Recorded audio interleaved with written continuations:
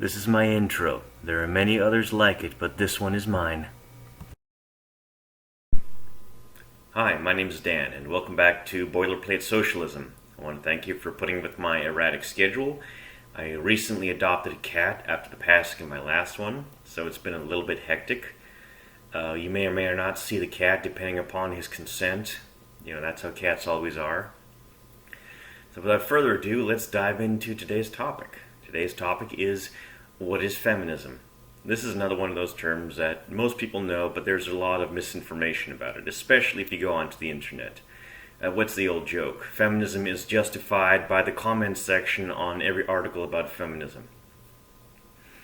In its base form, feminism is the elevation of women and women's rights through equality of the sexes. That's the dictionary definition.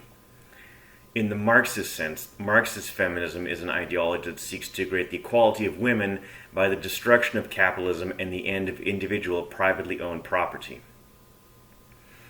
This has been around for some time. I'm sure that most people know about the suffragette movement. Votes for women is the old slogan. The problem with this movement was that it was really only looking to get women the vote. It was attempting to address the symptoms of a wider problem, not the actual root of the problem itself. Among the suffragette movement, you had a lot of upper-class women, many working-class women as well, but at the same time, the movement was not terribly united in this. There were some feminists like Helen Keller who were anti-capitalist, anti-segregation, and you had others who just wanted to replicate the current class structures of capitalism. They were trying to girl boss their way to equality. But capitalism itself is antithetical to women's equality and women's rights. As Frederick Engels pointed out, capitalism turned the family into a unit of production. The mother becomes a worker, doing paid and unpaid labor, and the father essentially becomes a pimp, selling out his wife and children to labor, usually in a factory somewhere. I'm being a little bit hyperbolic, but this is a very crude summary of how it works. The thing is that capitalism always requires more workers. It always requires cheaper workers. So under this system, they will hire women when they need them and throw them out of the labor force when there's a downturn. Like, for example, in World War I, women were needed to work in labor, and they were all fired the moment that the war came to an end. You can see this again in the 2008 crash.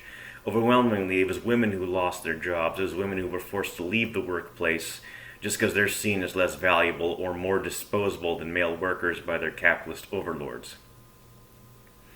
So there is no equality of the sexes under capitalism. It's a system that requires you could say it's a system that requires surplus disposable labor, and marginalized groups fill that. Whenever there's an economic downturn, it is marginalized people. LGBT people, people of color, women who do get shafted. They get hit harder and longer by economic downturns. So you really can't have any feminism without anti-capitalism. And you can't have any feminism without... I lost the word. You can't have any feminism without intersectionality. So in order to be truly revolutionary, truly liberatory, feminism has to be anti-capitalist, and it has to make connections with other social groups, other marginalized groups.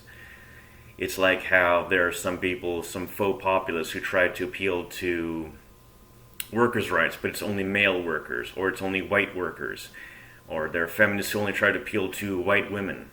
And the purpose of these people is to peel off women from the class struggle, because there is no separating women from the class struggle. And by this, I do mean women in the gendered sense, the social sense, completely different from biological sex. So this is a little bit of a shorter video just because it's a pretty cut and clear thing. But ultimately, when it comes down to it, you can't have women's rights and capitalism at the same time. They're mutually exclusive. We've been sold for some time the idea of the girl boss, that all you have to do is put on your Prada and go to work hard, and you too can grind. It's the grift of the Sigma grind set. The truth is that if you work very hard for a very long time, you will no longer be old. You'll still be poor and broke, but you'll no longer be young. So I hope that explains that. When it comes to this, there's a few resources I recommend. I recommend Frederick Engels. He did a very good book about this, which I'll link in the description, and also Rosa Luxemburg, a very prominent Marxist feminist who I will also link in the description. So anyways, thank you for bearing with me on this erratic day with a shorter schedule, but I hope this answered some questions. If you have any further questions, please leave them in the comments. I'll get back to you in a timely and polite fashion. Remember, I do welcome discussion, I do welcome questions, I do welcome curiosity. Please be kind, I'll be kind back to you. And remember to like and subscribe. So, thank you for coming to my video and have an excellent day. This has been Dan from Boilerplate Socialism. This is my outro. There are many others like it, but this one is mine.